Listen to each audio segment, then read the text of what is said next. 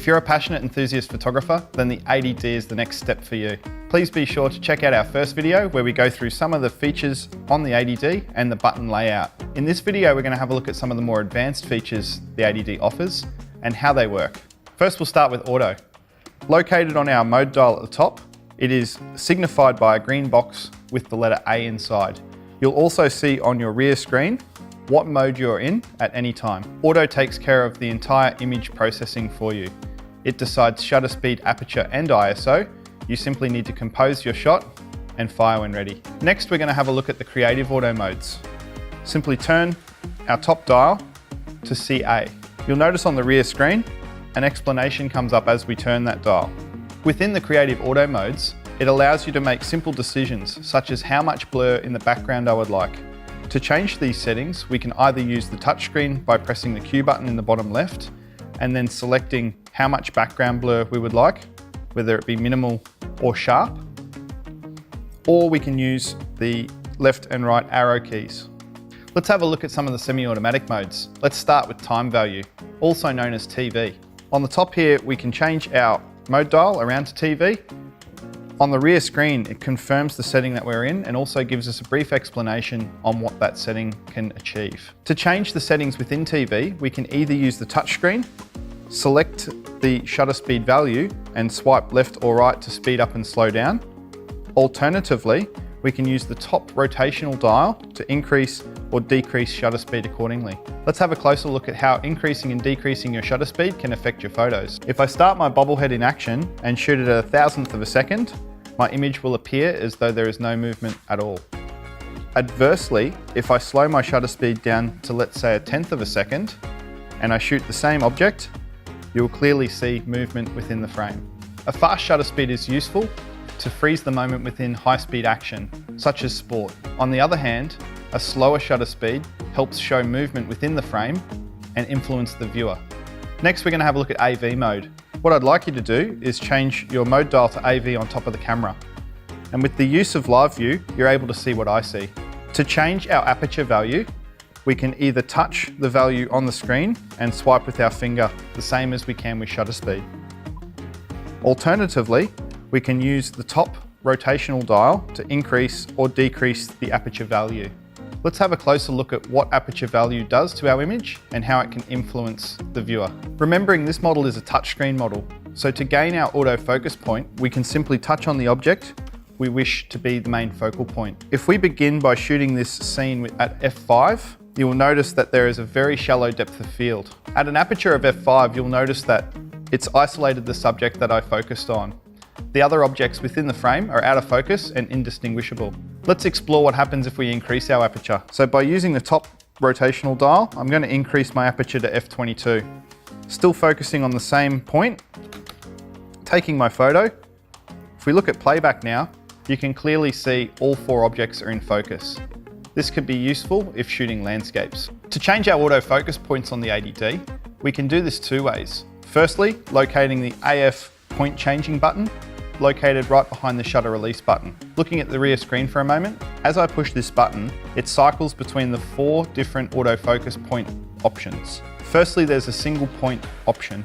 We can move this point around by using the rear toggle wheel, up, down, left and right, or being a touchscreen model, we can simply touch the autofocus point we wish to use. Using that AF selection point button, we can expand that zone to 9 points. Again, we can move those 9 points around the field of view simply by touching the screen. The next across is a large zone AF, enabling 15 points of focus. We can choose between the left, center, or right-hand clusters. The last option is the 45-point autofocus mode.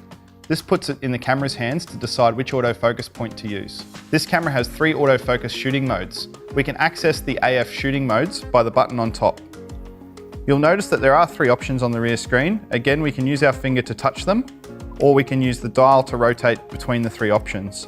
Let's have a quick explanation on the 3 different values. Firstly, one shot. To engage one shot, we can simply touch the screen or hit set. One shot allows us to half press the shutter button, which locks the focus, signified by a beep. Then when we're ready to take the photo, simply push.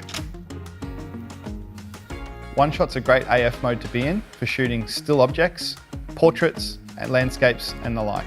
Let's have a look at some of the other AF options. Again, by pressing the AF button on top, we're able to access our AF operations menu. An alternative to one shot, commonly used, is AI Servo. Again, pushing AI Servo engages this mode.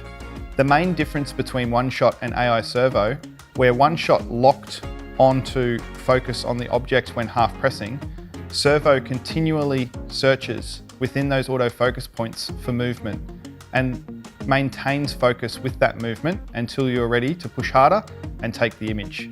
Servo mode is commonly used in sporting. Another autofocus option is AI Focus.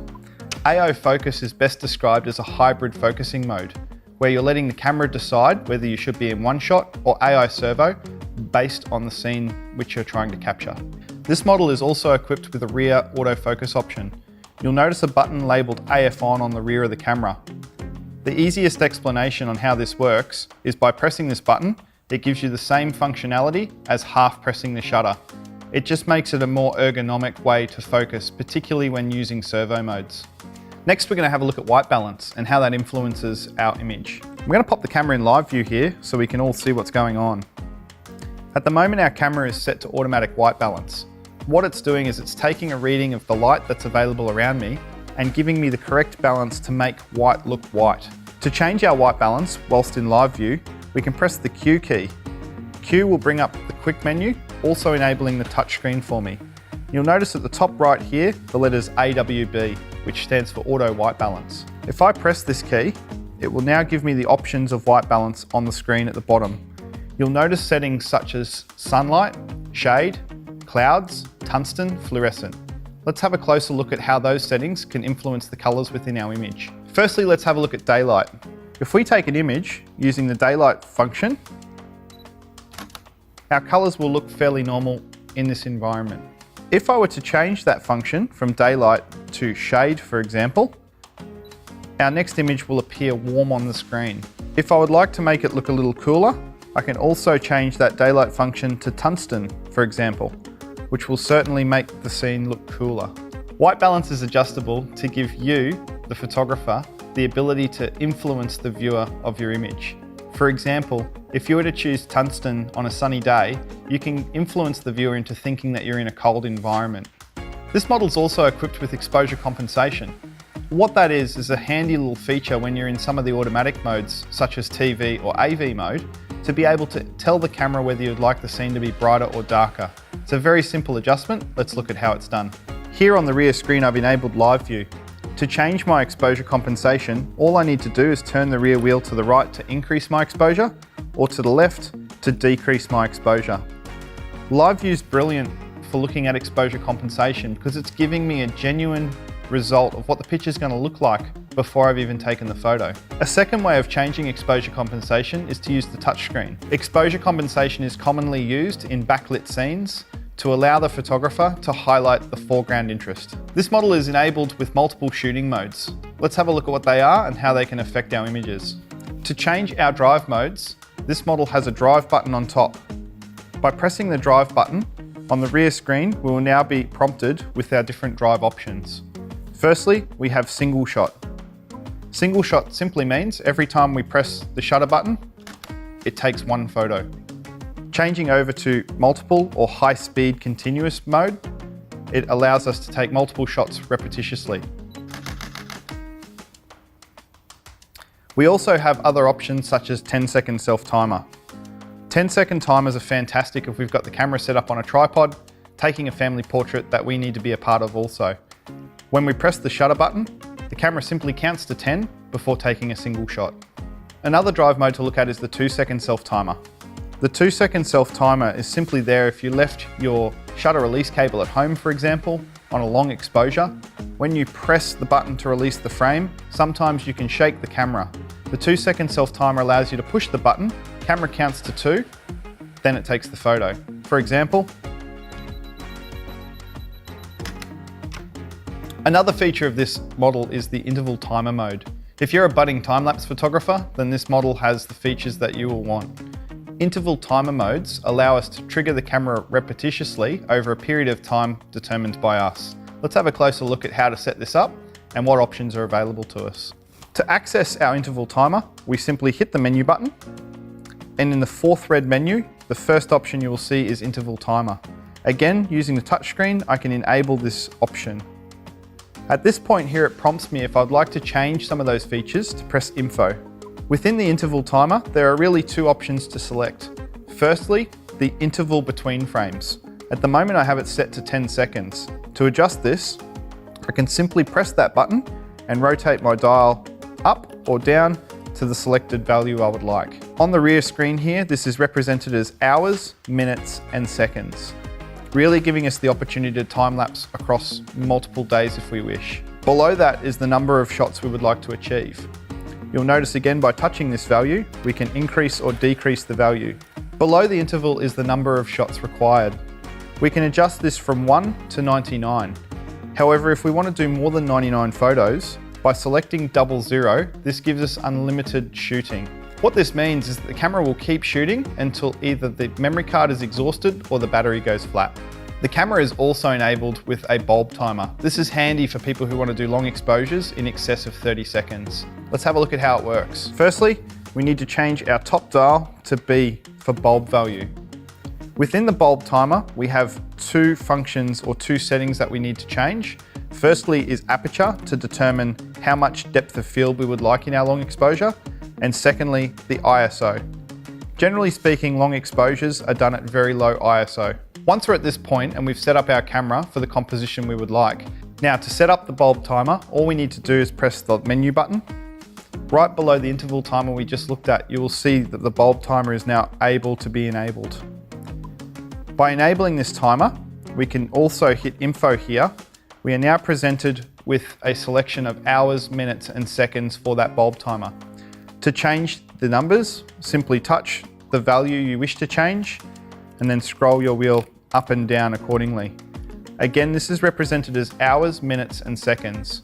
So for example, to do a 2-minute 30 exposure, all I need to do is change my second value to 2 and my third value to 30. Press OK to confirm this value and you're ready to release your bulb timer. You'll notice on top of the camera at this stage, if you've done it correctly, at this stage you'll notice on top of the camera, the word timer has appeared in the drive mode box. To disengage the bulb timer, there are two ways to do it. Firstly, we can go into menu and simply change it to disabled. Another quick way of getting out of bulb timers and interval timers is to turn the camera off and turn the camera back on again. Let's have a closer look at picture styles in this model. Firstly, I'm going to activate live view so you can see what I see. Picture styles can be changed within the live view mode by pressing the Q button. And you'll notice here right below white balance is the picture style settings.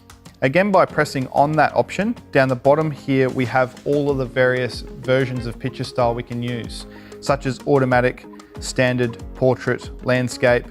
But what I'd really like to show you is monochrome, which is signified with the letter M. Selecting this monochrome value, you'll notice straight away that the screen has become black and white. This is a really simple, easy way to be able to shoot high contrast images in black and white on your Canon EOS camera. It's worth noting when choosing a My Picture Style setting, if you are shooting a RAW file, the file will still download to your computer in full color. However, if you are shooting JPEG, then that JPEG will be saved as a monochrome image. Like many of the Canon EOS, we have the ability to shoot video with this digital SLR. To enable video mode, simply locate the live view button on the back of the camera. The toggle switch surrounding the live view mode allows you to turn to the video camera setting. You'll notice the camera goes straight into live view mode and we are ready to record videos. To stop that video sequence, the live view mode button now becomes your start and stop. Simply press once, you'll notice a red dot appear in the top right hand corner of your screen and the memory card light will begin to flicker, showing activity. To stop this sequence, we simply hit start stop one more time and our video is completed. To go back to stills mode, we then just toggle on the top button and we're ready to take pictures again. This model also has the feature of time-lapse movie. To do this, what we need to do is put the camera into video mode to begin with, then use the menu button to navigate across to the 5th red menu. The second last option on the screen you will see is time-lapse movie. We can either press the screen and enable it or use the directional keys and set to enable this particular feature. Below, you'll notice that there is quite a few options. To change these, we simply need to press the info button, or again use the touchscreen to toggle through the options. One of the great features of time-lapse movie mode is it actually gives you the data as it would be given the settings you've put into the camera.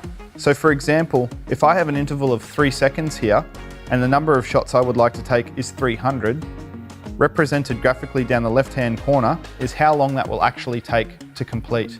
So in this case, just shy of 15 minutes. On the right-hand side, it gives me the playback time of that time-lapse movie. To change any of the settings on this screen, again, we can use the touchscreen, or we can use the multi-function rotational dial to increase and decrease these values.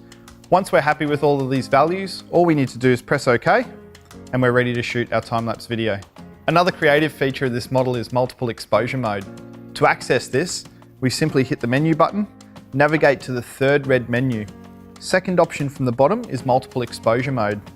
To enable this, we can use the touchscreen or the up, down, left, right arrows and set key to confirm. I'm going to pop the camera into live view mode so you can see what I see. First of all, I'm going to take a photo of the stack of objects here to the left-hand side of the screen. The camera saves this photo and it allows me to manipulate the scene by moving this stack to the right of frame. In live view mode, you'll notice that it actually gives you a ghost image of the original photo, allowing you to move the object with precision. By now taking the second photo, the camera will busily add those two together to save one file with multiple exposures. This is a great way to get creative with your camera. Another creative feature this model has is HDR mode. HDR stands for High Dynamic Range. To enable this feature, we press the menu button at the top left, navigate to the third red menu. All the way at the bottom, you'll notice HDR mode. Using the touchscreen, I'm going to enable HDR mode, and it presents me with 4 options: automatic, plus, -1, 2, or 3. So let's look at HDR mode in action. Firstly, what I'm going to do in using the touchscreen is enable HDR mode for 3 stops. What's going to happen is it's going to set up the camera to take 3 photos. The first photo is going to be correctly exposed, the second is going to be overexposed, and the third will be underexposed. The camera then takes all 3 images and pushes them together into one correctly exposed image. The advantage of using HDR mode is it gives you all of the details in the highlights and the shadows, all in one picture, all in camera. Here's an example from outside of a normal photo next to a HDR enabled photo. You'll notice in the normal photo, the areas that are in heavy shadow have no detail, as where the HDR photo, we've captured all of that detail. One of the most commonly asked questions is, should I shoot RAW? Let's have a look at some of the image setting options first, and then we'll explain what the differences are. To change the image quality on this camera, we simply press menu and navigate to the very first red menu where you will find the option for image quality. Using the touchscreen, I can now activate the different options of image quality. You will notice that there are RAW and JPEG files as options. A simple explanation of RAW versus JPEG is a RAW file takes all of the data from the sensor and saves it to the card, as where a JPEG is pre-compressed in camera to make the file smaller. There is an option on this camera to customize some of the buttons on the hand grip. Let's have a look at these options in detail. Using the touchscreen on the back, we have a symbol for custom function buttons to the right-hand side. By pressing this, it launches us into the menu where we can go into custom controls. Some of the options here are simply to remove autofocus from the front button, being able to change the AF on buttons function, and even changing the function of the depth of field preview button. So if you have a pre-set custom setting that you commonly use and you'd like to assign it to a button, this is the place where you can do that. Another thing to know is how to clear all the functions on your camera. Maybe you've loaned it to somebody and it's acting a little funny because they have played with some of the buttons and you want to clear it back to factory settings. To do this, all we need to do is press the menu button. We navigate across into the yellow menus and you will find on the 4th yellow menu an option for clear all camera settings. Simply press set, come across to yes or okay to confirm, and it will reset the camera back to factory settings. I hope this video has helped you get a little bit more out of your 80D. Happy shooting.